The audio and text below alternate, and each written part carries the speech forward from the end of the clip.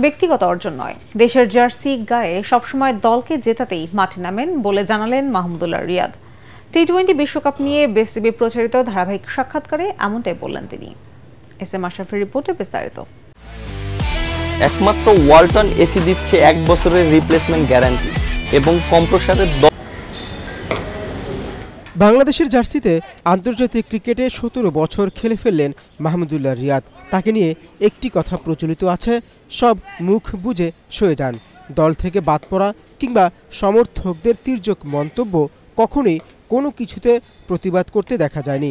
প্রতিবারই চেষ্টা করেছেন পারফরমেন্স দিয়ে জবাব দেওয়ার। স্ট্রাগল তো আলহামদুলিল্লাহ থ্রু আউট মাই ক্যারিয়ার কম বেশি ছিল।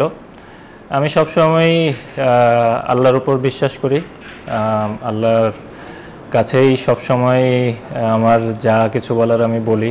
আমার ভালো সময় খারাপ সময় সব কিছুরই একটা শিক্ষণীয় বিষয় থাকে, এটাই আমি বিশ্বাস করি। এবং আলহামদুলিল্লাহ হ্যাঁ, 2022 ওয়ার্ল্ড কাপে যখন আমি টি-20 ওয়ার্ল্ড কাপে যখন আমি ছিলাম না, আই ফেল ব্যাড।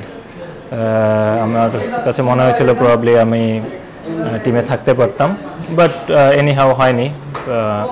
এবং ওটার জন্য আমার কোনো হার্ট ফিলিংসও নেই।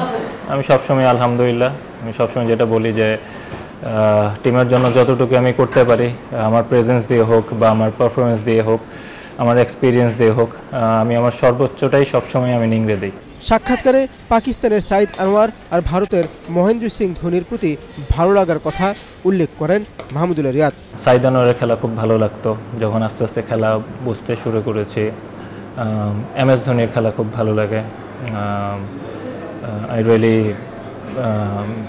I'm really a big fan of him, to be honest.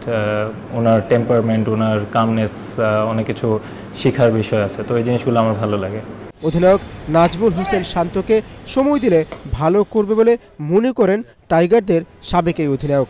I hope ওর যে লিডারশিপ কোয়ালিটি আছে ইনশাল্লাহ বাংলাদেশের জন্য ভালো করবে। আমি কখনো আমার নাম নিয়ে কখনো চিন্তা করি নাই, ইন্ডিভিজুয়াল গোল নিয়ে আমি খুব একটা চিন্তা করি না। টিমের গোল যদি অ্যাচিভ হয় ওটাতে অনেক খুশি। আন্তর্জাতিক ক্রিকেটে 10,000 রানের মালিক বলেন, ভাগ্য সহায় থাকলে আরও আগেই বাংলাদেশ ট্রফি জিততে পারত। SM Ashraf, ATN Bangla.